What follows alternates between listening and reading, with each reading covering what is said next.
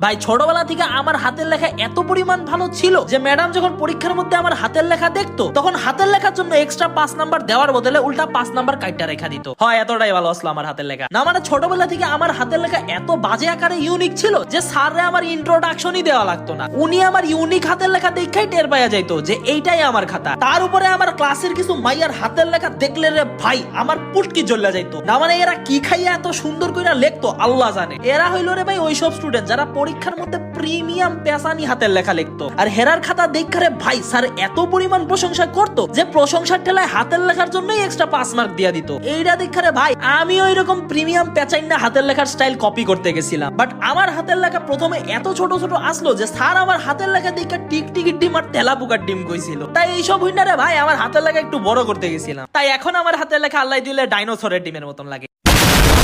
না মানে আমার হাতের লেখা এত বাজে আকারে ইউনিক যে আমি যখন ভিডিও স্ক্রিপ্ট লেখি তখন আমি আমার নিজের লেখা পড়া নিজেই বুঝতে পারি না যে ভাই এই কোন হিব্রু ভাষা লিখছি আমি। তার উপর অনেকদিন ধরে যদি লেখালেখি না করি তাইলে মনে হয় যে আমি মনে হয় খাতায় লেখাই ভুল লাগেছি। My brain is not braining. খাতায় যে কেমনে লেখা এইটাই আমার মাথা থেকে আউট হয়ে গেছে। তাও যদি জোর করে লেখার ট্রাই করি তাহলে রে ভাই দেখা গেল আমি কোনো অন্য দেশের ভাষা লেখা ফেলাইছি। মেবি এটা আমার হিডেন ট্যালেন্ট আসলো যেটা আমি নিজেও জানতাম না।